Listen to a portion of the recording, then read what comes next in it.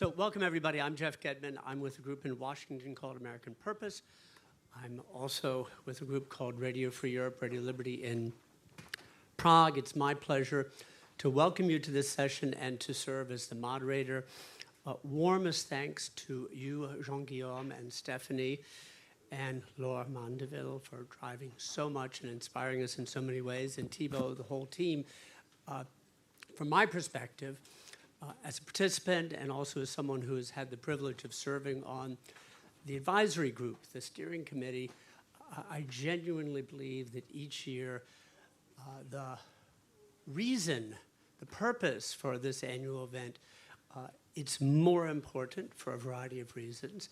I genuinely believe that the craft of the program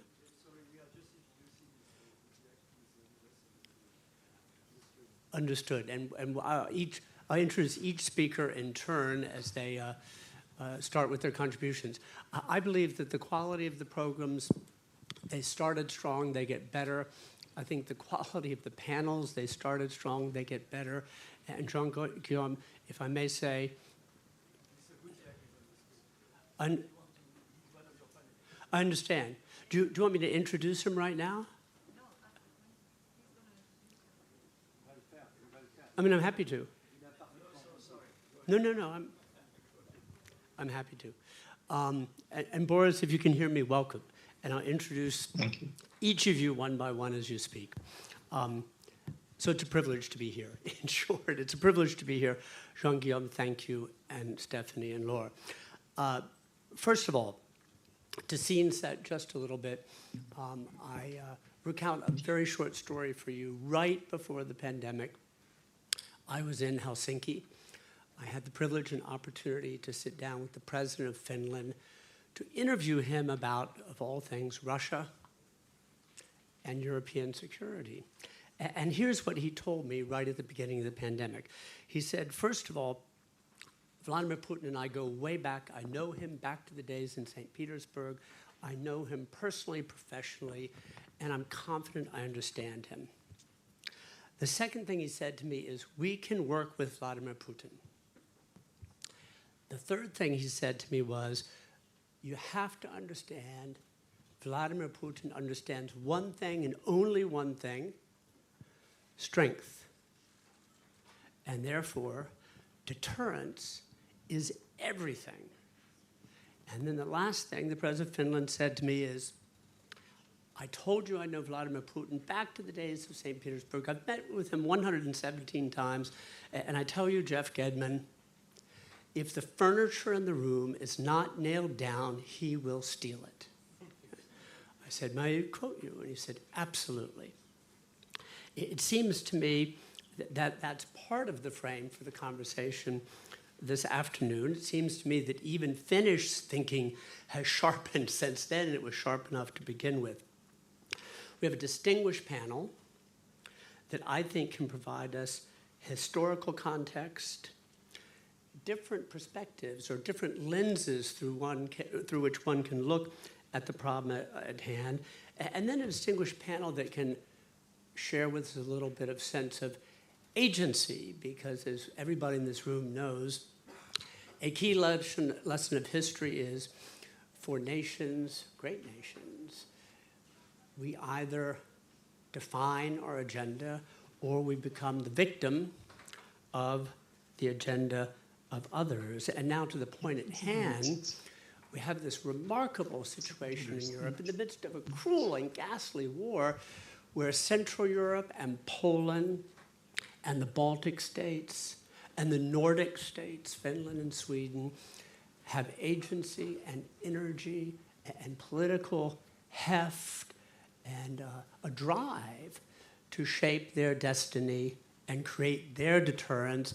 And as we'll hear on this panel, maybe shift the center of gravity and maybe begin to create some sort of new Europe in some fashion, because there are many actors in this play, and you know that very well. I'm going to stick with the tradition of this morning and not give long introductions to save time so that we hear from our distinguished speakers today. Each one has their own unique story to tell, And now I will go to the screen and call on you first, Borys, as the president of the Catholic University of Lviv, to share in this context a little bit of perspective and tell us from your perspective, is Europe transitioning, transforming? What's happening in that neighborhood, and how do you see shifts taking place? And welcome very much. Thank you, Jeffrey. Ladies and gentlemen, I come to you from Lviv, and I just arrived from Kyiv this morning on a night train, having visited again Bucha, Irpin, places of execution and war crimes. Europe is changing.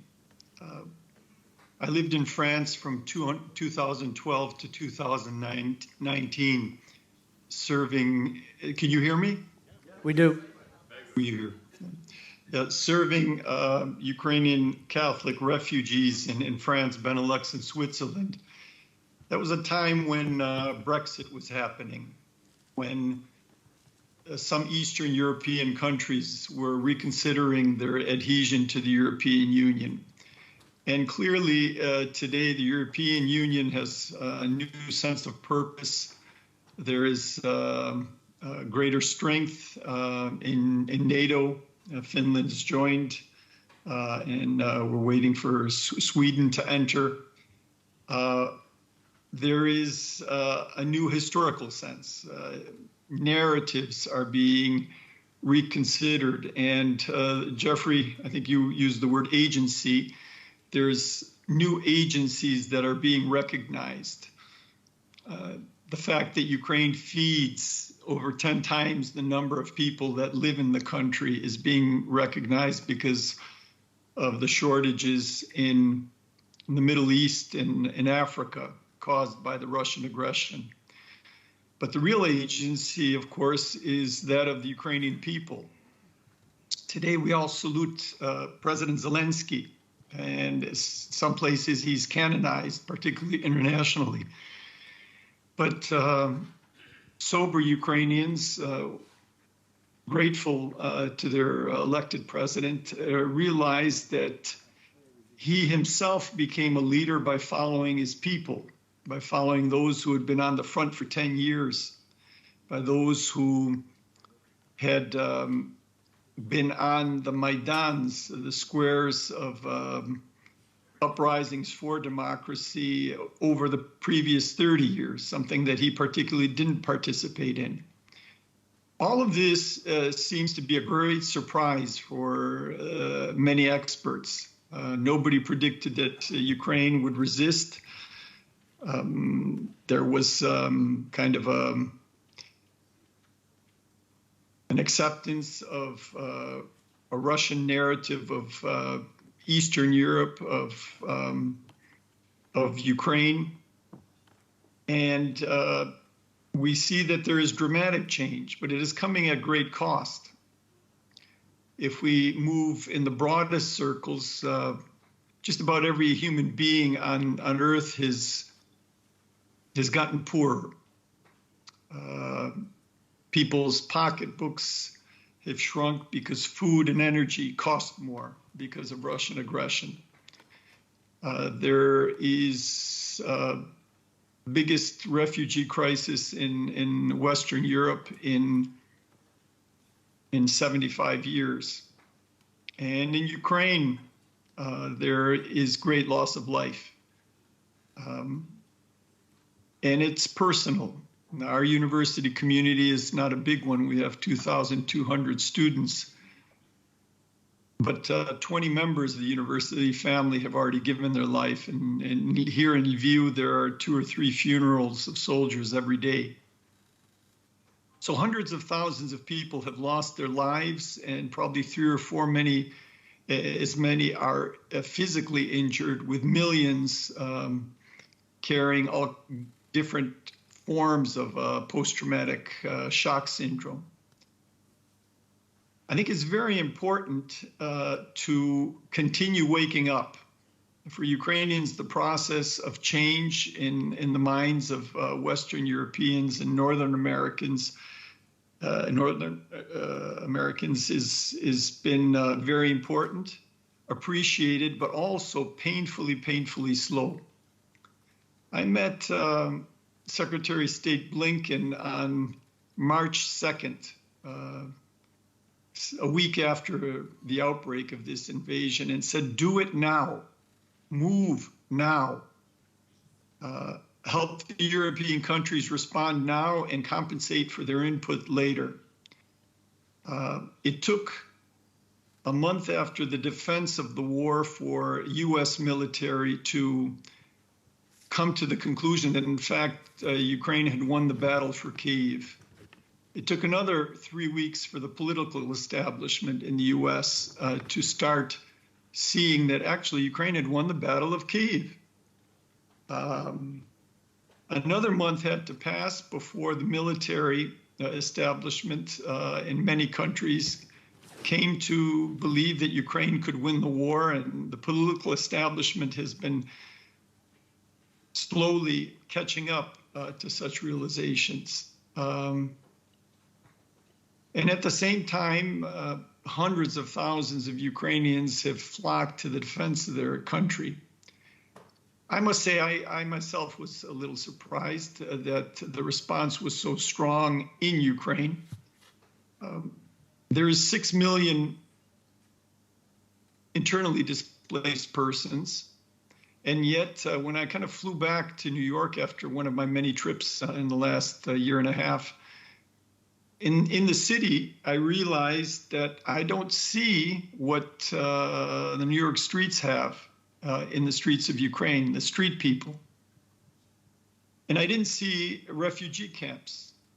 There's incredible solidarity. Business is trying to do its best. It's been painfully reduced, but it is going forward. Yesterday there was the first conference held by the Ukrainian edition of Forbes magazine in Kyiv, and I was asked to speak at that conference. Most of the people I saw were new faces. There's a new generation of Ukrainians, the generation of Zelensky, you can say, and whether it's in homes or at the workplace, in political settings or in NGO context, there's great solidarity, but there's also great exhaustion. And Ukrainians thank the EU, particularly the United States, for assistance, but say, be decisive. How many signs do you need that what, for example, was said last year very clearly, or what you are saying the Finnish prime minister said, Putin respects only strength. And he's flinching. He flinched last weekend. There are a lot of fissures. These realities should be clear. And for a change in Europe, there needs to be a decisive engagement, an engagement that does not look to see, well, we're not going to humiliate Russia. It needs to be an engagement that ultimately respects principles, that is based on values, and that will reinforce a global trust in the rule of law, international law. I'm always impressed by the people here, whether it's calling into Ukraine internationally or visiting, whether it's hospitals or schools or personal or business settings. There is great resolution, but there's also real exhaustion. People kind of live through the almost daily air raid alerts, but doctors tell me that there is a great increase in hypertension generally. And I hope, and I think this is a panel to discuss these issues, that Europeans are reconsidering what the price of freedom is, what the price of peace is, what the great achievements of European civilization are, along with many of the failures. And one point of clarity that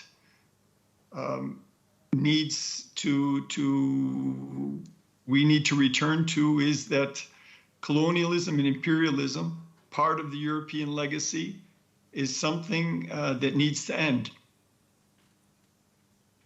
A voice from Ukraine today will always have an edge. You can't be here, experience this, what is going on, see twin girls in Kramatorsk killed by a rocket that hits a restaurant without crying out.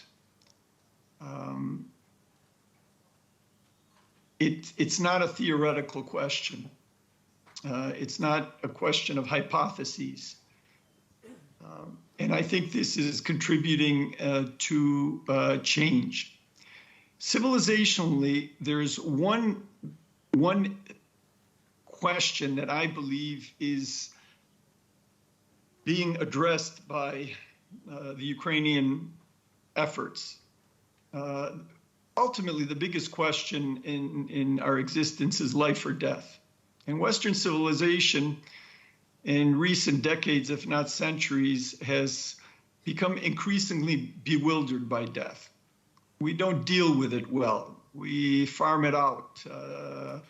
We perfume it. We dress it up. We try to flee from it, with extending our wellness, etc. Ukrainians today are saying, in a period, in a time of deconstruction, when things can be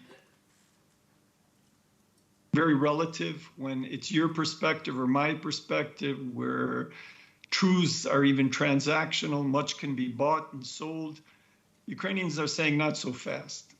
There is truth and there's lies. There is good and there's absolute evil. And I'm willing to risk my life for it. And I think that they're willing to do that because they believe in eternity.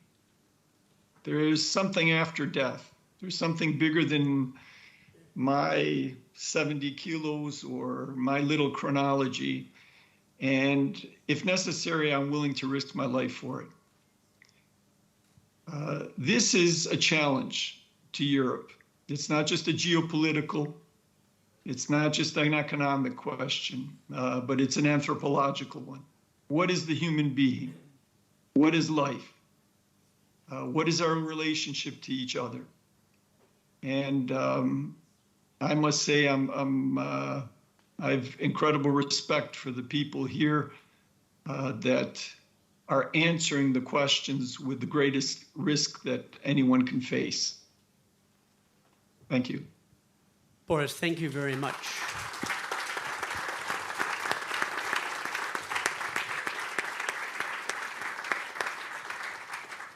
Borys, thank you. So let me give you all a heads up. It's 3:19 and 27 seconds. We have a hard stop at 4 o'clock. We want all of you into the conversation. We're going to go to you, Jonas. I'm going to break the order a little bit to accommodate the governor's schedule, but Pierre, you will bat cleanup, which in American baseball is the most important spot in the lineup. If you agree. Jonas, you have the floor, the Vice Minister of Lithuania. Thank you, Jeff. I wanted to save your time because already after Laura Mondeville's introduction, when she said, greeting words, I whispered to my ambassador, Nereus, we can go home now because everything was said. I could fully ascribe very passionately, very convincingly, elaborately, suggesting policy ideas about rearming Europe, rearming, defending. So I actually considered leaving that, but because Anna Palacio mentioned that there is no free lunch and you have to work on stage, so decided to share some insight. Only one word that I could debate in Laura's perfect intervention, for sake of debate, is dragons. You mentioned Russian dragons and other dragons watching this fight of evil. I wouldn't call Russia dragons. Why a dragon? Because I think we mysticize, overestimate, ascribe more power to dragons. This is something unconceivable and something mysterious that could be hardly fought, even though in many books we fight dragons successfully. Russian bear metaphor would be too obvious, too boring. Even wounded or drunk Russian bear would not surprise anybody. But cobras, venomous and poisonous cobras, attacking mangouste or mangouste in France, mangouste. Google says, I haven't checked it with ChatGPT, but Google says that in 3 out of 4 fights, man-goose win against venomous cobra. Why? 2 factors, and they were already mentioned, one of them by Borys and by others, by Slavomir, I think, and others, is speed. And second is immunity. Immunity and having these antidotes. So moving to political language, antidote is our resilience, Ukrainian resilience, society's resilience, how we could fight the horde of cobras, be more resilient, energy independent, resilient against propaganda. But it's not enough to win. You have to have speed to counterattack. You cannot win by defending only, like mangoes. So I think in previous panels and great speakers, everybody already referred, I think Nicolas Baveret referred already to George Kennan and containment. We need strategy and policy, proactive policy. So to have effective strategy, how we see effective strategy of containing Russia, it's not a rocket science. We living near cobras, we know the how to survive near the cobras. So first of all, to contain Russia, we should stop self-containment. We have a lot of self-imposed red lines with the weapon systems that we provide, with the speed. We see some debates in countries and some nervousness when they see reports when some Western jeeps are incursing a little bit into Russian territory. So these are self-imposed limits. Doesn't help. Doesn't help to win quicker. Because as Anna Palacio mentioned, I think everybody agrees that Ukraine has to win, Russia has to lose. Alexandra mentioned very correctly, Ukraine has to win quickly. So to do that, we need to fastly, be free in our geopolitical imagination, but also in providing all types of weapons. So that's the one thing, to help Ukrainians win in the battlefield, and they prove that they can do this. Second, and very important, two other political aspects, and coming from Vilnius, where we'll have a NATO summit in 2 weeks. Policy strategy is needed, and we mentioned a little bit, but haven't discussed yet. To have Ukrainian success durable, and by that peace durable, we need also move quickly and fast in helping to anchor Ukraine in Euro-Atlantic structures, both EU and NATO. So far, only being in those structures, and we can feel it on our skin in Baltics, proved to be the best deterrent strategy. It actually helped to deter Russia. Regarding Ukraine and regarding EU, the timetable could be ambitious but clear. Let's give, of course, depending on progress with fulfilling the recommendation, candidate status to Ukraine this year. Poland's experience showed that you can finish negotiations during 4 years. So by 2027, if everything is fine, and by the way, country is doing its best to do their reforms while they are at war, by 2027, small coincidence, Lithuania will be presiding over EU Council. We could make a decision to invite Ukraine to European Union, and few more years for ratification and internal debates in our capitals, in our member states. And with the next European cycle, by 2029, we could have Ukraine in NATO, in EU, and that could be a clear path. Regarding NATO, we, of course, need to move further from Bucharest language. Our suggestion is to invite Ukraine to NATO already in Vilnius summit. Invite. We could ratify the treaties, the invitation. It could take into legal force later when circumstances allow. But we shouldn't be too kind of, again, restrained with this concept, with this idea that, country in war cannot be accepted to NATO. Because then Putin will have an initiative to continue this war forever. Either we beat him in the battlefield, we help Ukrainians beat him, and then anchor Ukraine into your Atlantic structure. This would be the best antidote for Russian imperialism and for peace in the European continent. And this would actually give a possibility for Russians themselves, not a destiny, but possibility, to choose also democratic path.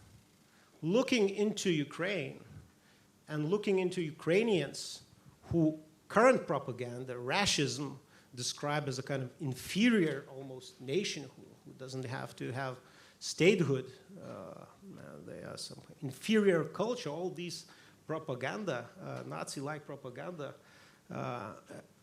each day on prime time in Russia, seeing Russia successful economically, democratically, Ukraine successful democratically, economically, being integrated in NATO and EU would actually create conditions for Russia to become democratic, for Russians to ask questions why we are not living like Ukraine. We could live like Norway. We have more natural resources than Norway. Whole table of Mendeleev, chemical elements. Okay, but if Ukraine could live successfully and prosperously, why we can't? So I think this quite, of course, easy to say, but hard to implement, but still, this strategy, policy, EU-NATO integration, winning in the battlefield is really achievable. Russia is not Soviet Union. It's not so powerful. Small fact, Nordic-Baltic GDP is higher than Russia's. Not per capita, in absolute nominal terms. It's without Poland, without France, without adding Germany, not speaking about United States. Nordic-Baltic economy, joint economy is larger than Russia. We, as Euro-Atlantic family, currently we are not mobilizing all our potential, economic, political, diplomatic. That's where we are self-restraining in helping Ukraine to win and defend those values that they are fighting. So my call would be in 2 weeks to have a progress in NATO track and then work consistently on a few other tracks that I mentioned. Thank you. Jonas, thank you very much for those comments. Governor Villeroy, we're going to pass the microphone. You have the microphone to you. Feel free to respond to anything you've heard and feel invited to widen our lens. Thank you, Jeffrey. I will speak in French, which is allowed, I understand. By exception. No, it would be still worse in English. D'abord, je voudrais dire combien je suis heureux d'être à Tocqueville. Je remercie Jean-Guillaume et Stéphanie. Je remercie aussi le grand Alexis, qui est pour tous ceux qui font des discours une source de citations inépuisable et de pensée d'une grande sagesse. Et puis, je voudrais aussi saluer la Manche, terre de modération, c'est dit souvent. Je pense que notre pays en a besoin ces jours-ci. Et je ne résiste pas à un petit clin d'œil de géographie politique devant Bernard Cazeneuve et devant tous les Français ici présents. Il se trouve que j'étais ce matin à Saint-Lô pour voir les équipes de la Banque de France, puis rencontrer un certain nombre de chefs d'entreprise de la Manche. Eh bien, croyez-moi, la route la plus directe pour aller de Saint-Lô à Tocqueville passe par une agglomération que j'ai découverte à cette occasion et qui s'appelle Montebourg. Et donc, il y a une route directe, je vous le précise, de Montebourg à Tocqueville. C'est très près l'un de l'autre. Alors, ayant dit ça, je vais être très modeste dans mon intervention. D'abord parce que je suis européen de l'Ouest et que je parle après 2 intervenants sur la ligne de front. Je crois que nous devons avoir une grande admiration et modestie. Et puis ensuite parce que je ne suis pas du tout expert en diplomatie et défense. Donc je vais vous parler de ce que je connais un peu mieux, c'est-à-dire quand même l'économie. Je vous offre une petite parenthèse, une vacance économique, mais y compris dans l'économie, je pense que ce déplacement du centre de gravité nous amène à redécouvrir un certain nombre de dimensions essentielles. Et je vous en propose 3 rapidement. La première, c'est une dimension de solidarité, évidemment. Borys le disait tout à l'heure, je crois que ça nous a amené à nous interroger sur la raison d'être même de l'Europe. Alors, je vais le traduire en chiffres sur l'aide de l'Europe à l'Ukraine. C'est une question qui est très souvent posée. Je vous donne un ordre de grandeur. L'aide cumulée aujourd'hui de l'Europe à l'Ukraine, depuis le début de la guerre, c'est à peu près 70 milliards d'euros. C'est un montant très significatif. C'est à peu près le même montant que l'aide américaine. Mais il y a des différences. Et il y a notamment 2 différences intéressantes. La première, c'est que l'aide européenne vient avant tout des institutions européennes. Il y a quelques aides bilatérales des pays, mais nous avons décidé d'agir ensemble en la matière, et je crois que c'est bien. Et la seconde, c'est que l'aide américaine est de façon majoritaire une aide militaire et ô combien nécessaire. Voilà, mais Pierre Lellouche me souffle 40 milliards et en parlera encore mieux que moi. L'aide européenne est avant tout une aide financière, même s'il y a une aide militaire qui s'est mise en place de la part d'un certain nombre d'États membres. Ça inclut aussi l'aide à l'accueil des réfugiés, c'est-à-dire 5 millions de réfugiés. C'est évidemment une dimension très humaine et essentielle de la solidarité. Pour incarner un peu ces chiffres, je peux vous dire, je participe aux réunions du G7 des ministres des Finances et gouverneurs, et évidemment, depuis février 2022, on y parle beaucoup d'aide à l'Ukraine. Je suis très frappé par quelque chose. Dans les réunions des premières semaines, la question qui nous était posée, parce qu'on n'osait pas poser au-delà, c'est de savoir comment on aide l'Ukraine à couvrir son budget, c'est ça dont il s'agit à travers une aide financière, sur les 3 prochains mois. C'était ça la question de mars 2022. Aujourd'hui, nous avons à peu près sécurisé le financement de l'Ukraine, de toutes ses dépenses, sur les 3 prochaines années. Alors il y a évidemment quelque chose de très négatif là-dedans, c'est qu'on s'installe dans une guerre qui dure. Mais je crois qu'il y a quelque chose de positif, c'est que la solidarité, elle est là aussi, ancrée dans la durée. Solidarité, une deuxième dimension, et là je ne vais pas parler seulement de l'Ukraine, c'est évidemment le rééquilibrage géographique de l'intégration économique européenne. Mais là je voudrais y rester 1 minute, parce qu'il y a le cadre du tableau, et puis il y a le contenu du tableau. Et je pense qu'il ne faut pas qu'on arbitre l'un au détriment de l'autre. Qu'est-ce que je veux dire par là ? Le cadre du tableau, c'est évidemment le cadre institutionnel de l'Union européenne et son marché unique. Ça, je dirais que c'est ce qu'il y a pour tout le monde. Et là, le rééquilibrage vers l'Europe centrale et orientale, il est en marche, et il est même probablement acquis pour l'avenir. Je vous rappelle juste qu'on est passé depuis 2004 de 15 à 27 membres, qu'on va probablement passer de 27 à 36, Et là, le Drang nach Osten, pour employer un mot allemand, est incontestable. Et à chaque fois, on applique toutes les institutions européennes et tout le marché unique. Et c'est déjà beaucoup. Mais il y a le contenu du tableau. C'est que l'Europe, ce n'est pas seulement ce que je viens de dire. C'est aussi un certain nombre de politiques communes choisies par un certain nombre d'États membres qui choisissent de faire plus ensemble. Alors on pourrait parler d'Europe de la défense, mais je pense que Pierre Lellouche en parlera bien mieux que moi. Moi, je vais parler de l'Europe monétaire, que je vis tous les jours à Francfort. Nous faisons vivre ensemble l'euro. Je vous signale juste quelque chose dont on parle très rarement, mais qui me paraît très symbolique. Quand nous avons commencé l'euro, en 2002, il y avait 12 États autour de la table, tous de la vieille Europe. Et je dis ça de façon absolument non péjorative, d'Europe de l'Ouest. Aujourd'hui, nous sommes 20, et à peu près tous les États membres qui ont rejoint sont des États d'Europe centrale et orientale. La Slovaquie, la Slovénie, les 3 États baltes, y compris, cher Jonas, la Lituanie, et tout récemment, au 1er janvier dernier, la Croatie. Alors, je ne suis pas en train de dire que l'Ukraine va bientôt rejoindre l'euro. Mais à travers ça, y compris dans ce qui est vu comme la politique la plus intégrée, le rééquilibrage est à l'œuvre. Et j'en discutais à déjeuner avec un certain nombre des participants des rencontres, et l'un de vous me faisait la remarque que peut-être ce que l'euro a apporté dans ces États d'Europe centrale et orientale, c'est une consolidation de la confiance dans les institutions publiques, et notamment dans cette manifestation clé qu'est la monnaie. Il y a même des États d'Europe centrale et orientale, comme le Monténégro, qui ont adopté l'euro sans être dans la zone euro, mais ça, c'est un cas très particulier. Mais je crois qu'il n'y a pas de fatalité à ce que le rééquilibrage vers l'Est s'accompagne d'un contenu moins fort. Je voudrais terminer par une 3e dimension qu'apporte le rééquilibrage à l'Est, et à mes yeux la plus importante. J'ai parlé de solidarité, j'ai parlé de rééquilibrage de l'intégration économique.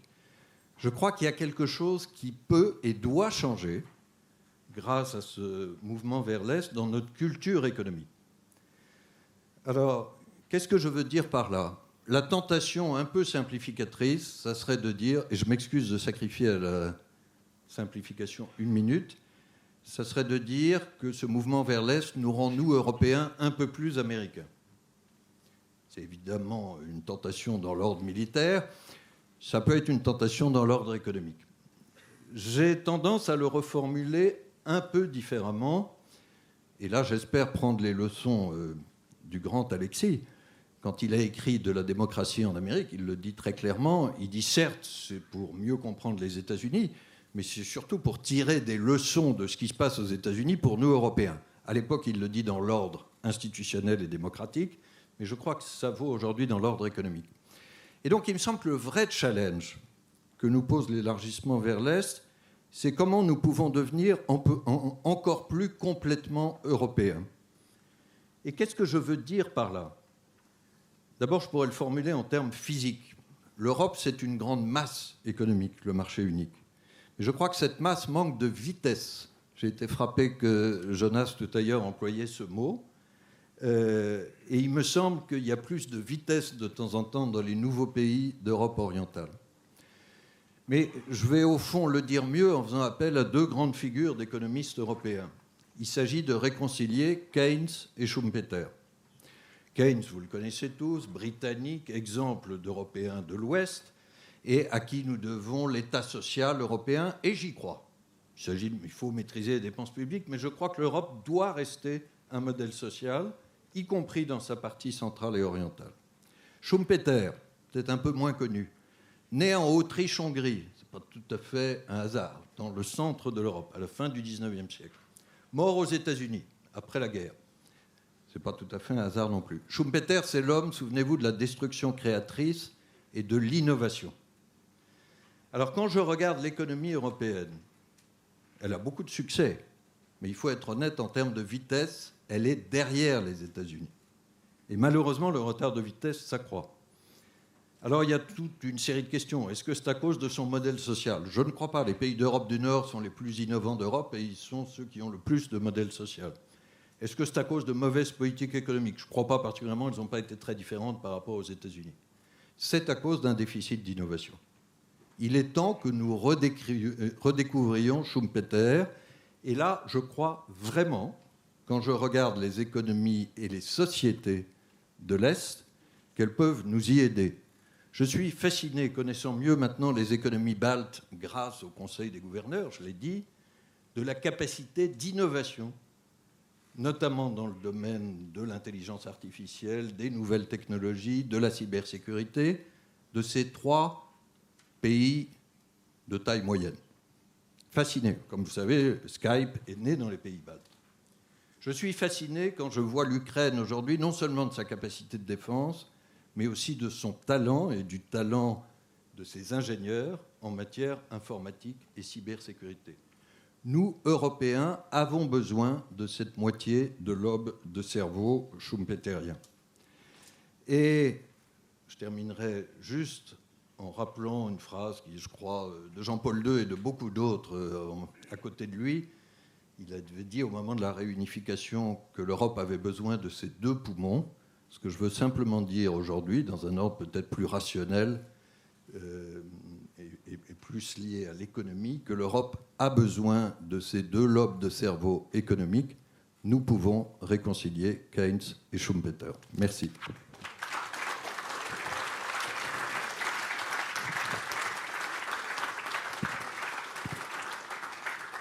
So, thank you, Governor, very much for that. There are many reasons to admire Pierre Lellouche in his career as politician, strategist, essayist, but among many other reasons, he is an individual whom you all know who challenges wisdom and stretches the boundaries of a conversation in the most constructive and stimulating sort of way. And my feeling is you will not let us down. On va voir. En tout cas, d'abord, je tiens à remercier nos hôtes pour cette invitation.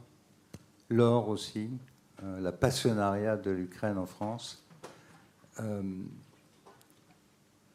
Et puis aussi leur sens de la stratégie, puisque en ce moment même, à Bruxelles, se tient un sommet précisément sur les conséquences institutionnelles de l'irruption de l'Europe centrale et orientale. Quelles conséquences sur l'Europe? C'est exactement le sujet du panel et celui que je vais essayer de traiter. Je m'empresse de dire que ce que je vais dire peut faire l'effet d'une douche froide par rapport à certaines choses que j'ai entendues il n'y a même pas 5 minutes, à savoir par exemple que l'Ukraine serait dans l'Union européenne dans 4 ans. Je vais regarder les choses de façon objective, sous l'angle de vieux pays d'Europe, c'est-à-dire la France et l'Allemagne, qui pendant très longtemps ont piloté l'exercice, et regarder les problèmes qui se posent à nous. Ça ne veut pas dire qu'ils sont insolubles, monsieur le gouverneur, vous avez raison de dire qu'il y a beaucoup d'avantages à cet éventuel élargissement, parce qu'il y a beaucoup de talents en Ukraine et ailleurs. Enfin, il y a quand même des réalités incontournables, et l'un des problèmes que nous avons, c'est de gérer les perceptions et de préparer les opinions publiques, ou alors on risque de graves déconvenues. Dans son discours de Bratislava du 31 mai dernier, le président Macron a traité le sujet qui nous est donné aujourd'hui, en s'excusant d'abord. Vous pouvez compter sur la France, a-t-il dit. Elle a parfois été perçue comme arrogante ou lointaine, ou ne s'intéressant pas à cette partie de l'Europe. Sans doute pensait-il à certains de ses prédécesseurs, Mitterrand, qui ne voulait pas de réunification allemande ni de réunification européenne, Chirac, qui demandait aux Polonais et autres de fermer leur gueule pendant la guerre d'Irak. Mais ayant fait amende honorable, si j'ose dire, Macron a semblé prendre la mesure du défi qui nous est posé par les conséquences de cette guerre. Je cite, « Nous vivons un très grand moment de clarification théorique et géopolitique de notre Union européenne. Avec cette confession en forme de surprise, l'Europe, c'est très important, l'Europe n'a pas été pensée pour s'élargir ad libidum jusqu'à ses frontières, non précisées d'ailleurs par le président français. Elle a été pensée pour toujours s'approfondir davantage et aller vers un projet plus unifié. Et c'est ça qu'il faut que nous ayons à l'esprit quand on regarde la dynamique de ce processus. pour la France et l'Allemagne, pays conservateurs encore aujourd'hui, l'histoire, c'est la suivante. L'Union européenne, elle est née de deux forces, la communauté européenne. Elle est née de la garantie de sécurité américaine, c'est-à-dire l'Alliance Atlantique en 1949. Le socle de la construction européenne, c'est la garantie américaine, sur laquelle on a pu fonder le réarmement de l'Allemagne, hors CED, puis la conférence de Messine en 1957, puis le traité de Rome. Donc, à la base de la construction européenne, il y a la réconciliation franco-allemande qui permettait la réhabilitation de l'Allemagne, nazie, ex-nazie, sur la base d'une sécurité américaine. C'est ça le contrat de base de la communauté européenne. Et pour la France et l'Allemagne, occupées à construire l'Europe, le reste, ce qui se passait de l'autre côté du rideau de fer, n'existait pas. Il y avait le pacte de Varsovie, il y avait les pays qui étaient englobés dans l'ex-URSS, dont les États baltes et l'Ukraine. Et ça explique beaucoup de choses. Que l'Allemagne et la France se soient lancées dans une politique de détente, chacune à leur manière. La France, après avoir fait la bombe atomique, c'est le voyage de Moscou en 1966. L'Allemagne avec l'Ostpolitik. Et on commence ainsi une relation où l'autre Europe n'existe pas. Ce n'est que en 1991, avec la chute du mur et la dissolution de l'ex-URSS, que l'Europe de l'Est arrive dans le schéma assez conservateur des Français et des Allemands. Et là, la réaction, elle est extraordinairement frileuse, prudente. Par exemple, la France ne félicite pas l'Ukraine pour son indépendance, par exemple. Le président américain de l'époque, Bush père, non plus. Il ne veut pas de l'indépendance de l'Ukraine. Tout le monde a peur de la réaction russe. Et on s'installe dans un exercice où la France et l'Allemagne continuent à approfondir l'Europe. Hein, on fait la monnaie, on fait Schengen, on continue à approfondir. On se résout, côté français, à la réunification allemande, à l'élargissement progressif de l'Union européenne, mais globalement, ça ne change pas. C'est-à-dire que chacun garde sa politique à l'égard de Moscou. L'Allemagne s'installe dans une politique d'addiction au gaz russe pas cher. Toute la classe politique allemande est complice, pas seulement Schröder. Et la France, elle joue toujours son affaire d'alliance à revers avec la Russie, allant par exemple jusqu'à penser à livrer des armes de guerre, des Mistral, à la Russie. L'autre choc sera bien sûr 2014, début de l'actuelle guerre. Mais enfin, c'est quand même ça l'histoire. Il n'y a pas dans le raisonnement de la France et de l'Allemagne une espèce d'empathie générale à une grande Europe. De Gaulle en avait parlé, mais de facto, on ne le faisait pas. On avait des intérêts économiques majeurs. La France, elle avait 25 milliards d'euros investis en Russie. Automobile, pétrole, M. Pouyanné peut en parler. Ce ne sont pas des choses légères que de rompre avec tout ça. Quant à l'Allemagne, elle était pleinement engagée dans cette coopération avec la Russie. Voilà d'où l'on vient. Alors maintenant, où est-ce qu'on va ? Alors il y a la question de l'OTAN. La question de l'OTAN, en fait, elle est réglée, puisque l'hypothèque d'une neutralité ukrainienne est derrière nous. Et tous ceux, dont moi, qui avaient dit avec Kissinger, arrêtons cette histoire de conflit, évitons la guerre, et je n'étais pas le seul, Kissinger, Brzezinski, Kennan qui a été cité, tout le monde a dit, trouvons un statut de neutralité. Cette question est derrière nous. L'Ukraine va rentrer dans l'OTAN. Sauf que l'Ukraine ne peut pas rentrer dans l'OTAN en pleine guerre en raison de l'article 5 et des risques d'escalade. Donc, trouver un moyen de consolider cette future appartenance. Je pense qu'on trouvera des moyens. J'espère qu'ils seront meilleurs que la déclaration de Budapest de 1994. Non, le vrai sujet, c'est pas l'OTAN immédiatement, même si on est à 8 jours du sommet de Vilnius. Le vrai sujet, c'est Comment intégrer l'Ukraine à l'intérieur de la famille européenne et quels sont les problèmes qui se posent?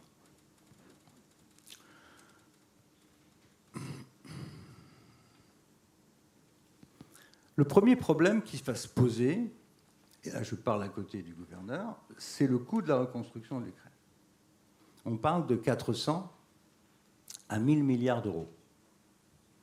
Question, qui va payer? Lors de la dernière conférence des donateurs qui s'est tenue à Londres la semaine dernière, il n'était pas question de 1000 milliards d'euros, mais de 50. Et sur les 50, il y avait 33 milliards de prêts. Et seulement 17 millions de dons. Deuxièmement, il y a l'écart économique entre l'Ukraine et le reste de la communauté européenne. Il est phénoménal, cet écart. Avant la guerre, le PIB de l'Ukraine, c'était 169 milliards d'euros. Le PIB de l'Allemagne, c'est près de 4000 milliards d'euros. Le PIB de la France, c'est 2700. Vous voyez le décalage. Quant au niveau de vie moyen, il est inférieur à celui de la Roumanie avant-guerre. Et comme vous le savez, le PNB de l'Ukraine a baissé de 30% depuis le début de la guerre.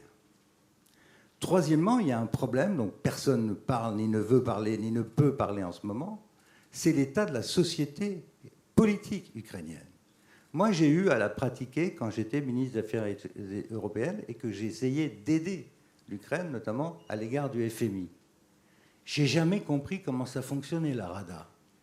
Je ne sais pas qui est qui. Le niveau de corruption et d'achat de députés était incroyable.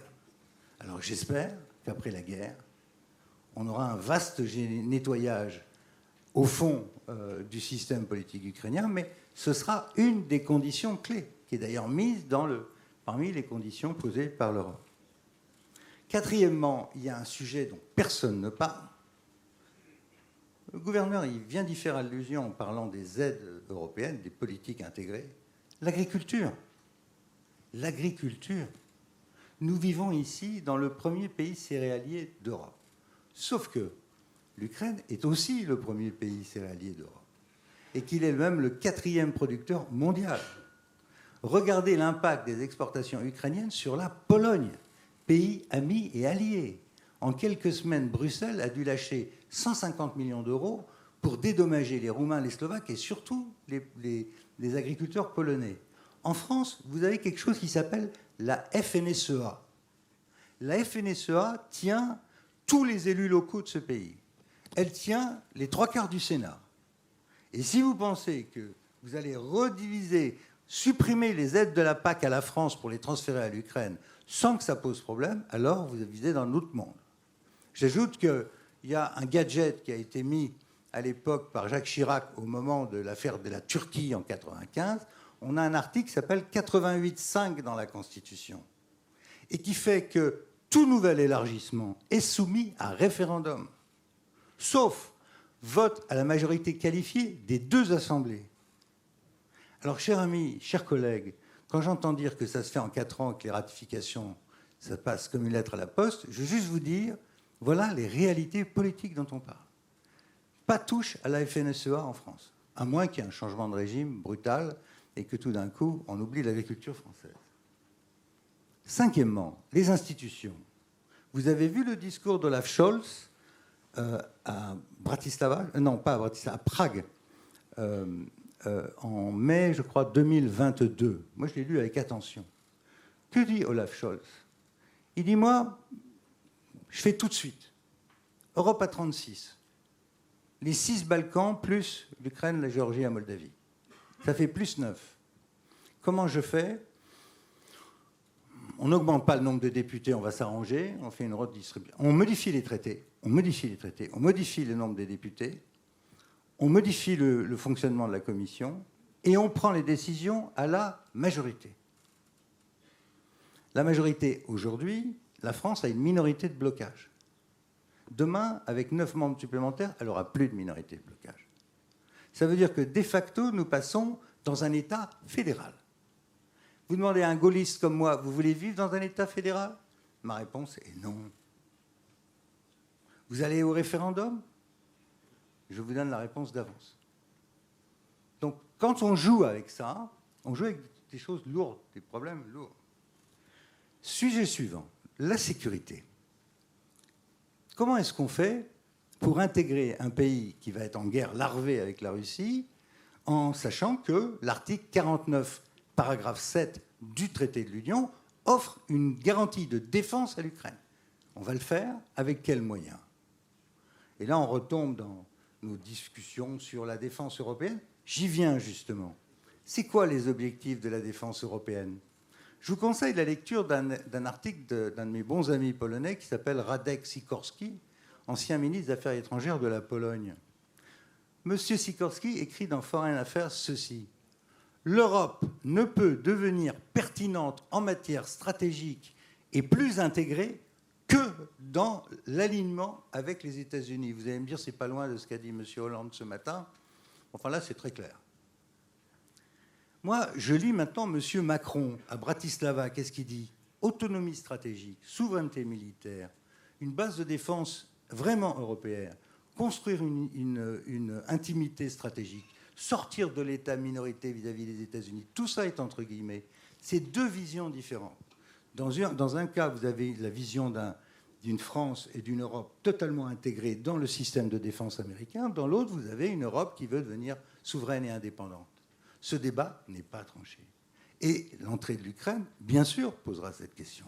C'est là qu'on tombe sur le franco-allemand. Et je suis obligé de vous dire que même si, à Berlin et à Paris aujourd'hui, la grande crainte, c'est l'éloignement à terme des États-Unis, l'autre grande crainte étant l'affaiblissement de la machine économique américaine. Je vais vous donner des chiffres qui sont quand même, si j'arrive à les retrouver.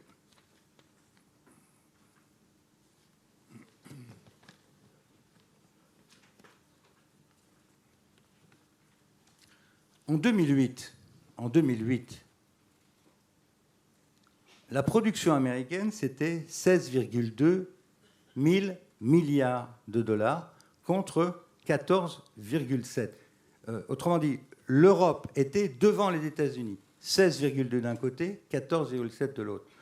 En 2022, États-Unis, 25, UE plus UK plus Royaume-Uni, 19,8, US sans le Royaume-Uni, US égale 2 fois l'Europe. 2 fois l'Europe. Donc, en termes relatifs, vous avez un affaiblissement du poids de l'Europe. Alors maintenant, comment se posent les problèmes? À partir de cette conscience partagée à Berlin et à Paris, qu'on va être de plus en plus dépendant des États-Unis, militairement, économiquement, technologiquement, à un moment où les États-Unis veulent regarder ailleurs. Eh bien, quels sont les problèmes? D'abord, entre la France et l'Allemagne, il y a un problème financier. La question dont personne ne parle, mais qui est derrière le rideau en permanence, c'est jusqu'à quand les Allemands vont soutenir un déficit budgétaire de la France qui, aujourd'hui, la dette française dépasse 3 000 milliards d'euros aujourd'hui. Au passage, la capitalisation boursière de Apple, c'est 3 000 milliards, aujourd'hui aussi. Deuxièmement, sur la défense, qu'est-ce qu'on veut faire? On veut faire une défense intégrée à l'allemande ou une défense souveraine? Troisièmement, avec quoi? Quand la France propose un parapluie de défense antiaérienne, l'Allemagne en propose un autre. Quand nous proposons, je n'ai pas le temps, mais si on avait le temps, je vous donnerais système d'armes par système d'armes. L'état des relations franco-allemandes, il est tragique. Ça fait 20 ans que nous n'avons pas de programme d'armement franco-allemand. Cinquièmement, idem pour l'espace. Sixièmement, idem pour la politique énergétique entre la France et l'Allemagne. Désaccord total, absolu sur le nucléaire. Et enfin, sur les institutions, huitièmement, j'en ai parlé tout à l'heure. Bon, je vous ai donné le tableau des réalités peu agréables dans lesquelles nous sommes. Maintenant, on a parlé tout à l'heure de dragon, on a parlé de cobra. Moi, je vais terminer sur un autre animal qui est dans la pièce, mais là aussi, personne ne va en parler. The elephant in the room is called immigration. Immigration and démographie. Alors, moi, je veux bien que nous passions des colloques entiers à Tocqueville et ailleurs à nous occuper de la frontière est de l'Europe. C'est un problème. On a une guerre, il faut gérer. C'est sérieux. Mais moi, j'aimerais qu'on s'occupe un tout petit peu d'une frontière qui, elle, a disparu, c'est la frontière sud. Mes chers amis, la France, en 3 ans d'immigration, elle a la population de l'Estonie. Nous, on prend 500 000 personnes par an. En 3 ans, c'est la population de l'Estonie. Quand vous voyez la situation que nous avons en ce moment même dans les banlieues, ce n'est pas le résultat du Saint-Esprit, ni George Floyd. C'est la révolte d'une population issue de l'immigration qui déteste la France, qui déteste ses institutions, qui déteste tout ce qui porte un uniforme, un pompier, un policier, un militaire. Nous sommes dans cette situation-là. Et personne ne s'en occupe. Nous dépensons 70 milliards sur l'Ukraine, très bien. Mais quand il s'agit de bloquer l'immigration en provenance de Tunisie, on apporte 100 millions d'euros. C'est quoi la politique de l'Europe par rapport au défi que nous avons devant nous, qui est un défi énorme? La population européenne, elle va décliner. Je vais vous donner quelques chiffres, pardon, c'est juste un tout petit peu important, si j'arrive à les retrouver.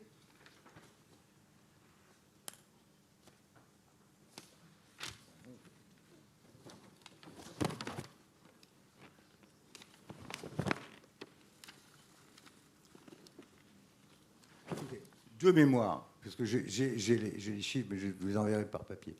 De mémoire, la proportion des plus de 65 ans en France atteindra 50% en 2050 et 70% en 2070. Autrement dit, on est en train de devenir une maison de retraite géante, doublée d'un parc d'attractions pour touristes japonais, chinois et autres. Nous avons besoin d'une politique familiale nataliste majeure, doublée d'une politique migratoire urgente. Voilà les défis de l'Europe. Et pour moi, l'éléphant dans la pièce, il est au moins aussi important que... Je ne dis pas que la frontière Est n'est pas importante, elle est très importante. Mais la frontière Sud, c'est l'angle mort de notre politique en France et en Europe. Donc voilà, je vous ai dit douche froide, vous l'avez eu. J'espère que, en tout cas, ça permettra d'avancer la discussion.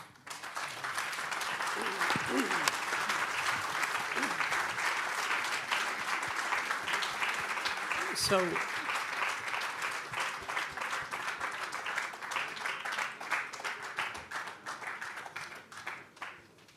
Pierre, thank you. So here's, I'm looking at the clock. I think we're continuing.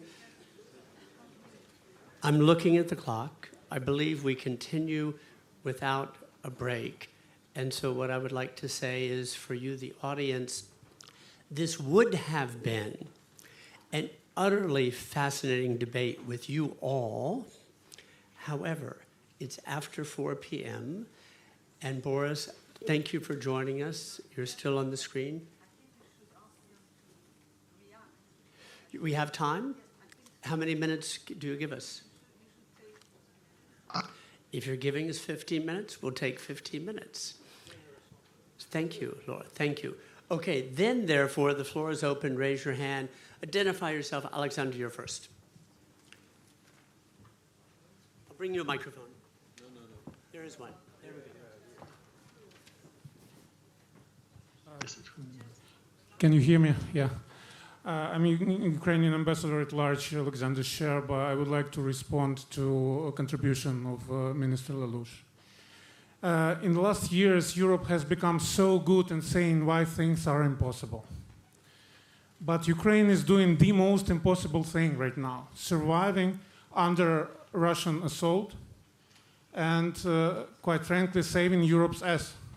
Because let me remind you that a year and a half ago, Russia was issuing ultimatums to Europe to which kind of NATO borders NATO should return.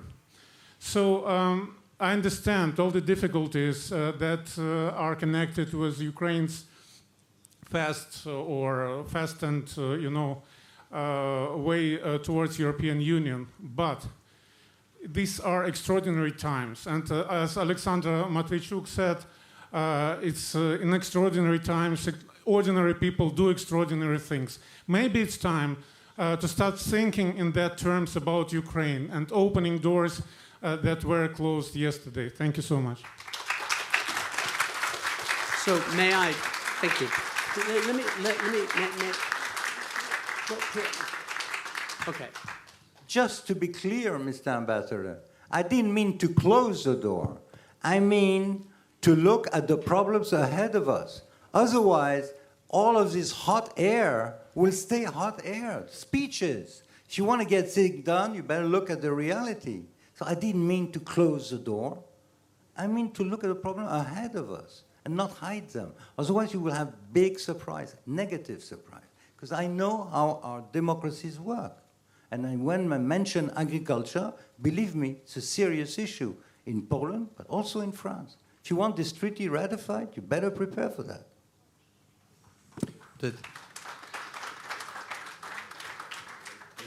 Juste un tout petit point pour rendre la douche froide un peu moins froide. Mais mais Pierre Lellouche a mis des vraies questions sur la table. Dans l'ordre économique, je reste à ce que je sais par rapport à deux des défis qu'il a cités. Le défi de la reconstruction va être sérieux.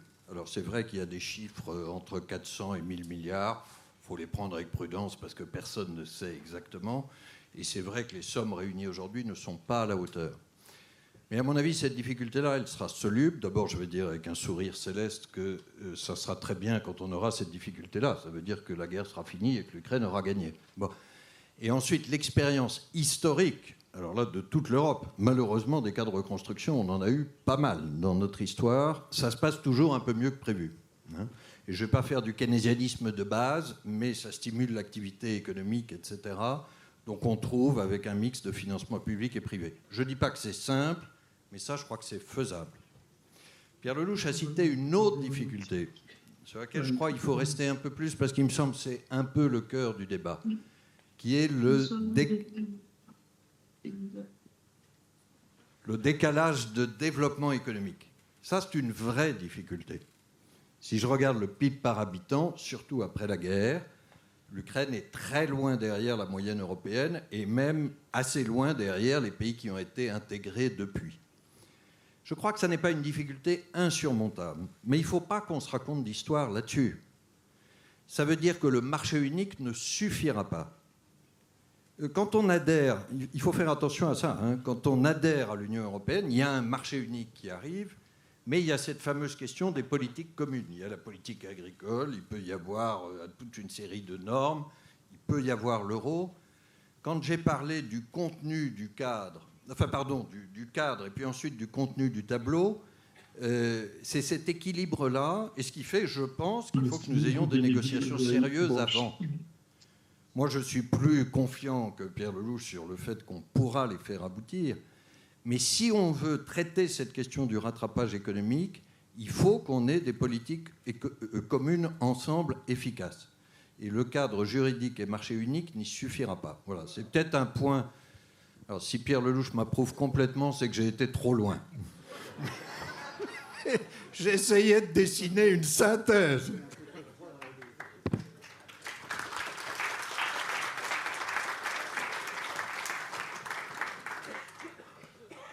Quick reaction. I'm more optimistic and I believe more in France, in Germany, in Europe, though it's maybe flattering to hear that, gravity and power shifts to East and Baltics and Eastern Europe. I wouldn't be so sure, actually. I think attention, geopolitical focus, shifts to that region because we need to fight Russian aggression, help Ukrainians to defend, and we know better the right policies because our survival, our existential interest depends on that, how to counter Russia, understand the cobra, and not to be, have a deadly bite. So that's one thing. But I think Europe becomes more powerful as such, and history proved even very recent one from economic crisis in 2008-11, then COVID, energy crisis. After each crisis, Europe as a whole, European Union, and Mr. François Villeroy would say better, how banking union is being strengthened, but after each crisis, Europe became more cohesive, more coherent, and stronger. So we also need to use this opportunity, this geopolitical crisis, to win, actually help win the war. This will be Europe's victory, European Union's victory too. The policy instrument with a great title, European Peace Facility, actually proved to be a very efficient policy instrument. Billions, I think now more than 5 billion euros already channeled to compensate for military equipment, ammunition that was given to Ukraine. New ammunitions are being ordered. Military production in European Union starting to be ramped up. So Europe can win, can be part of this victory, and it would have global repercussions. Other dragons and other cobras are watching, and they will be making those conclusions. And Pierre Lellouche mentioned very, very natural and factual problems. But problem is an issue that requires solution. We shouldn't be overwhelmed with the problems. And we shouldn't make EU, European Union, Europe as a hostage of our problems. We should not be overwhelmed by the problem, but we should stop making the communiques ignoring the problems and letting believe that everything will be fixed in 3 or 4 years' time, because that's a lie. It won't happen. You're creating a problem for yourself. This is my advice. After that, you do. I know the hype about, doing this. But, when I hear, for example, Thierry Breton announcing that he will produce 1 billion shells with 1 billion euro, where is he what is he talking about? Do you know how arms industry function? You have an admiral here. Ask him. Ask a company, a weapon company, tell them to produce guns. They would say, bring the money. For 10 years, 15 years, I need to hire people, I need to find the material. Stop the bullshit. The Commission has been doing bullshit, and you don't run a war on bullshit. This is where I stop being nice. I want Ukraine to win. I want Europe to be unified in peace, and I want Putin to lose. But God damn it, this is not the way you're going to do it, all right? We have to solve problems. And I agree with you that we should do it more efficiently and to speed up that. So we are totally in line. We totally agree. But we have to see the goal. May I have a quick remark on timing?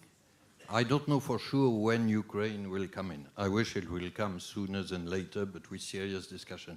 But I know one thing. My train to Paris is leaving Valognes at 5, so I apologize, but I have to go. Thank you, Governor. So as we race toward the end, Borys, you were with us. You were smiling. I don't know if that's a smile of happiness. Smile of wisdom. Could you just wait 1 second? We're going to get Borys in, and then we'll give the microphone to you. Borys? Just wait 1 second.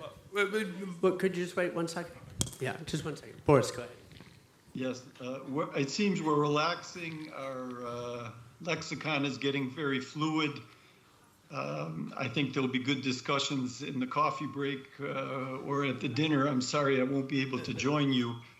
But I just wanted to say if he won't, but if Putin were to advance, there might be 10 million refugees more from Ukraine coming from the east. And that could be immediate from month to month, if not from week to week. I want to thank all of you for every good thing that you have done for the people of Ukraine. They are really paying a big price. And I think that the understanding of European history, the understanding of Russia, the understanding of Russian culture, 700 university presidents in Russia have signed a declaration in support of this war. Out of the 300 Orthodox bishops in Russia, not a single bishop has spoken out against this war. 80% of the Russian population supports the policies of Putin, and 70% support this war. This is not just a question of Putin. Ukraine is condemned to be Russia's neighbor. And Ukraine has to do everything it can to change Russia, or it will endure genocidal waves. It has no choice. When you have no choice, your courage rises as well. Western Europe still has choices. In these circumstances, strategic wisdom is necessary. And, help is always valued when it comes quickly in a timely manner. It has 3 times the value. And the problem of Russia, about which Sarkozy, Prodi, Merkel were absolutely naive and wrong, should be very clear. Those mistakes cannot be continued. They need to be named, and the opposite policies need to be adopted. Otherwise, it will be not just an ultimate tragedy for Ukraine, but it will be a big, big problem for Western Europe. European Ukrainians will help France solve its southern problem in one form or another. And they are doing the best they can to remind Europeans of what we stand for. When I was in Paris, I saw how a young generation of French people could not believe that Ukrainians were dying for the European flag in 2013, 2014. People believe in you. They believe in what you have achieved.